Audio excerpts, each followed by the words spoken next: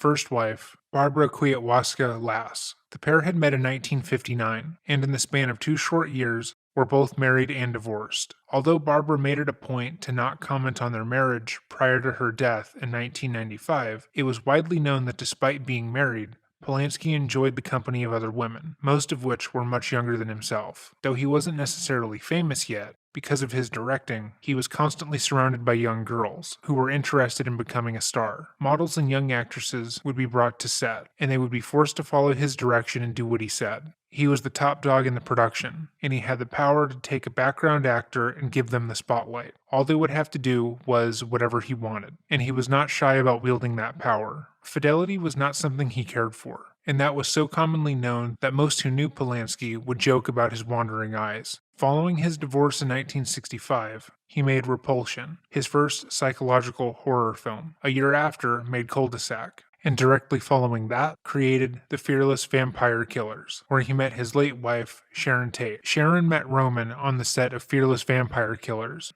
and in the first weeks of filming, he was extraordinarily hard on her. He treated her worse than everyone else on set, and in one instance, he had her do one take 70 times, yelling at her that she couldn't do it right. Roman wasn't only directing the movie, he was also the lead actor, playing Sharon's love interest. As time went on, according to Roman, he began to see her talent and fell in love with her. The pair quickly got together, but still, Roman made sure to inform Tate that he had no plans to stop sleeping with any of the young girls that he fancied on set. But as the relationship got more serious, she had hoped he would eventually stop. In response to Sharon's unhappiness about his infidelity, Roman would angrily remind her that she had promised she wasn't going to change him, and that she was just like his petty ex-wife. He referred to her not wanting him to cheat as Sharon's big hang-up, and constantly talked down to her because of it. In an interview with former friend Peter Evans, he stated that in a private moment, Sharon had opened up to him, saying that she and Roman had a good arrangement. Roman lies to me, and I pretend to believe him, as he was often described as cruel and callous even towards people he loved. Even Sharon herself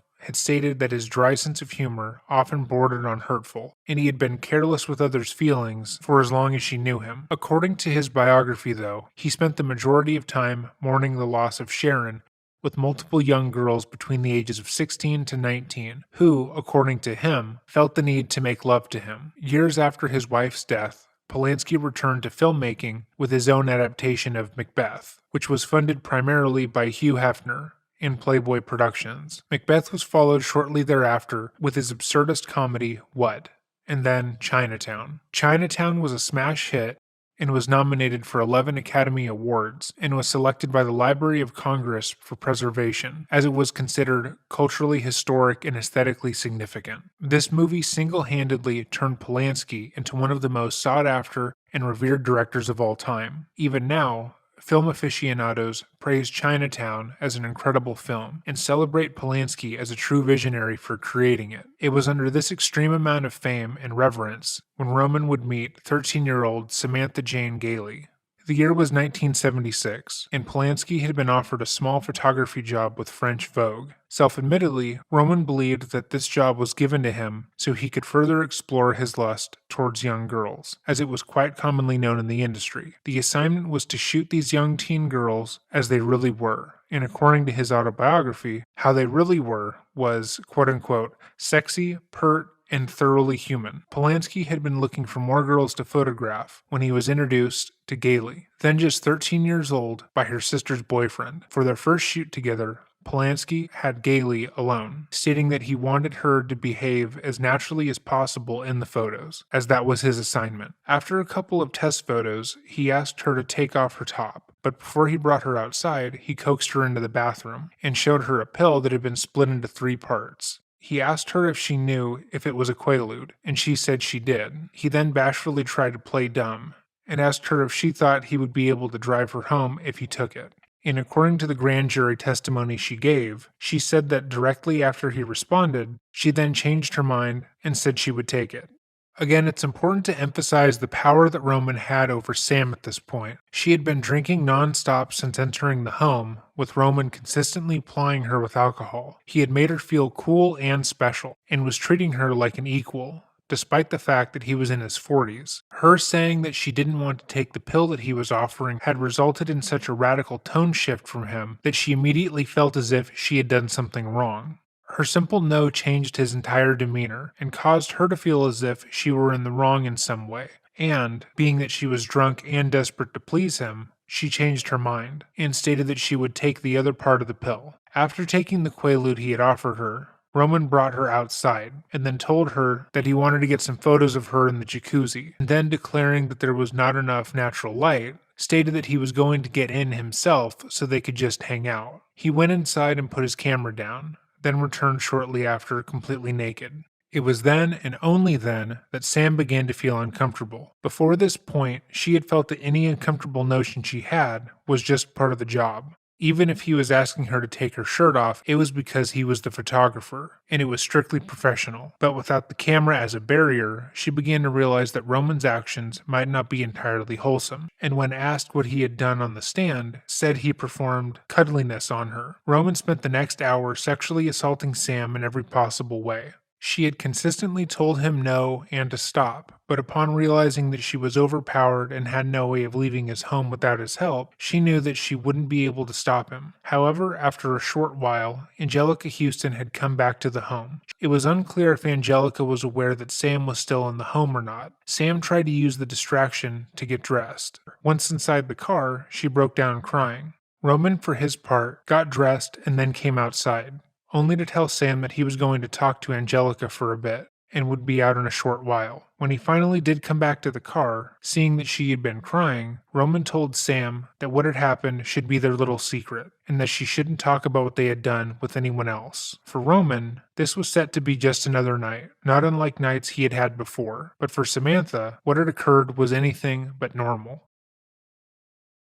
When Sam got home that night, she immediately called her boyfriend to talk about what had happened. She was upset for countless reasons, but amongst those was the fact that she felt that she had been unfaithful to her boyfriend at the time. As she spoke to him on the phone and went over how Roman had given her alcohol and drugs, her mother overheard and immediately called the police. From there, Sam gave her testimony about what had happened that night with Polanski, and was likewise arrested the next night and charged with 6 offenses: unlawful sexual intercourse with a minor, rape by using drugs, perversion, sodomy, lewd and lascivious acts upon a child under 14, and furnishing a controlled substance to a minor. But she had consented. To him, it was obvious that she wanted to sleep with him, and the only reason the police were involved in the case was because he was famous. In fact, in his own book, he went on to say that the night had been filled with a lot of erotic tension, so much that it had been palpable to him, and that despite her faking an asthma attack to get away from him, she was very much into what he had done. Before he was sentenced in court, the judge placed on the case, Lawrence J. Rittenband, invited Polanski's lawyer and the district attorney trying the case to his office for an off-the-record meeting. In this meeting, according to Polanski's lawyer and later confirmed by the district attorney, Robert Gunson, Rittenband told them how he planned on sentencing Polanski. According to both men present, he wanted to send Polanski to state prison, only on probation, for a mental health evaluation. The evaluation would last no more than 90 days, and in fact could be as short as 30 days if the evaluation came back without any signs of deviancy or other mental issues that would need to be addressed. He would then release Polanski, stating that the up to 90 days was a fair response to Polanski drugging and assaulting a child. After the sentencing, Roman flew out to finish filming the movie he was purported to be working on, Hurricane. However, only 10 days after the plea agreement was set in motion, Roman made a pit stop in Germany to take part in the celebration of Oktoberfest. Immediately, photos of Roman with his arms around young girls drinking beers and smoking cigars were in the media. This image of Roman immediately caused an uproar. To the people who already thought that a 90-day mental health evaluation was a light sentence, this was just a slap in the face. The idea that Roman was being given special treatment because of his fame, and that you could get away with any crime in LA as long as you had the money and power, became a common conversation topic. Roman then returned to the US and reported to the Chino State Prison in California for his mental health evaluation on December 18, 1977. He was then released 42 days later, His defensive counsel, probation officer, and psychiatrist all recommended that he be sentenced to time served and be given probation, as it had been agreed upon earlier. Two psychiatrists who had seen him stated that he was not, in fact, a pedophile or a sexual deviant, and the chances of him reoffending were slim, despite the fact that he would go on to state multiple times throughout his life, and even in his own biography, that he enjoyed having sex with minors. The following is an interview that Roman did with Clive Jones in 1983. Well, I like young women, let's put it this way. I think most of men do, actually. Yeah, but the question turns on how young, doesn't it? It was an afternoon. It was, I was about to make a series of photographs of young girls of that age for a French magazine called Vogue Homme, and I found it quite an interesting enterprise because I like the girls of this age, and because the girls of that age, for some reason, like me.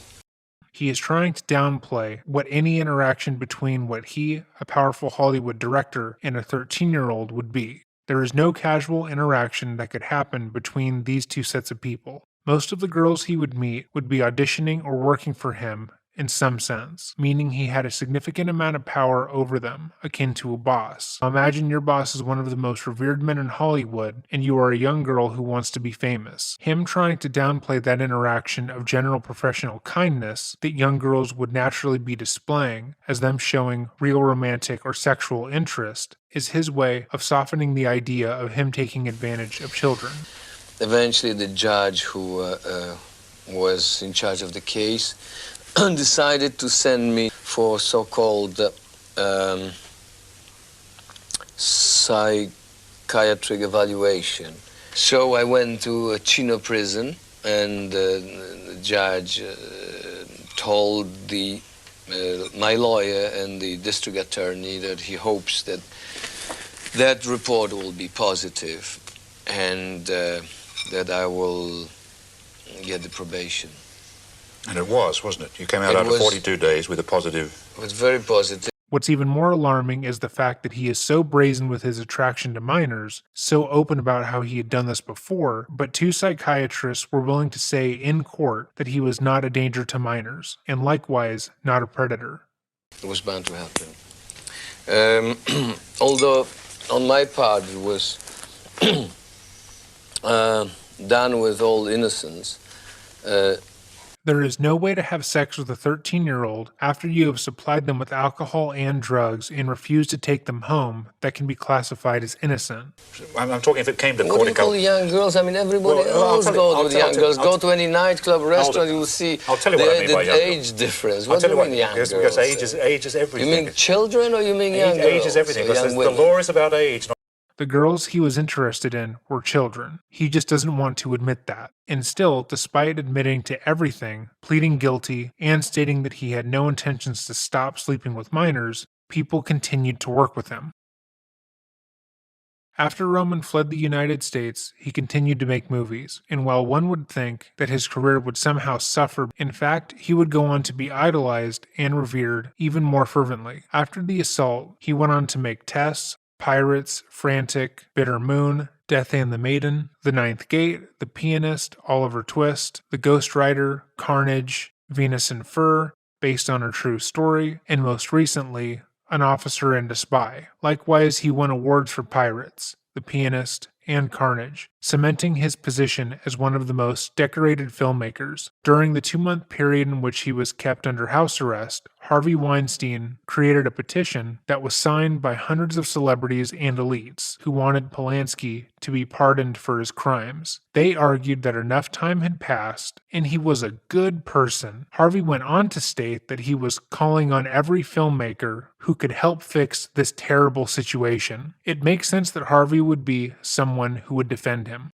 According to Roman himself in the interview we already went over, something like this was, quote, bound to happen to him because of his proclivity towards young girls. In his book, he boasted about his love of having sex with underage girls, as they had a natural beauty to them that they would lose with age. He even claimed to be borderline powerless around teenagers and painted them as sexual aggressors towards him. He had worked as a director and photographer of young women for years and was not shy about using that power to get them into bed. So much so that even when he was married to Sharon Tate, people would joke about it. Though Samantha was the only person to come forward at the time, it was really only a matter of time before other women would come forward with their stories. Other young girls who had gone through the same thing as Samantha were ultimately swayed into silence by how she had been treated when they came forward. The media was not kind to her, and other women who were likewise assaulted took note and chose to say nothing. In 2010, actress Charlotte Lewis, who had worked with Polanski on the 1986 film Pirates, stated that he had assaulted her when she had auditioned for him when she was 16 and he was 50. In her statement, she said he forced himself on her in much the same way he had done to Samantha, but Harvey Weinstein championed Roman, and stated that Charlotte was looking for her 15 minutes of fame. 7 years following Charlotte's claims, another actress, Renee Langer, told Swiss police that Polanski had assaulted her when she was 15. She had been introduced to Roman when she began to work as a model in Munich while in high school. He had taken an interest in her, and with the promise of wanting to cast her in his next movie, he flew her from Munich to Gstaad on her own. A month after, he called her and apologized for what he had done. He then offered her a role in the movie The Venus Flytrap, which she accepted. She felt protected on the set and had been given accommodations with other castmates. She made sure she was never left alone with Roman. However, as the director, he had a considerable amount of power and was able to orchestrate being left alone with her once more. The same month that Renee came forward, a Californian artist by the name of Marianne Bernard stated that she had also been assaulted by him when she was just 10 years old. The assault took place in 1975. And much like what happened with Sam, Marianne stated that Roman had approached her mother with the intent to photograph her at the beach. After some time, her mother had left Marianne alone with Roman, who told her that he needed her to pose naked for some of the photos. Being that she was only 10 and had no idea what was going on, she did so, and he molested her.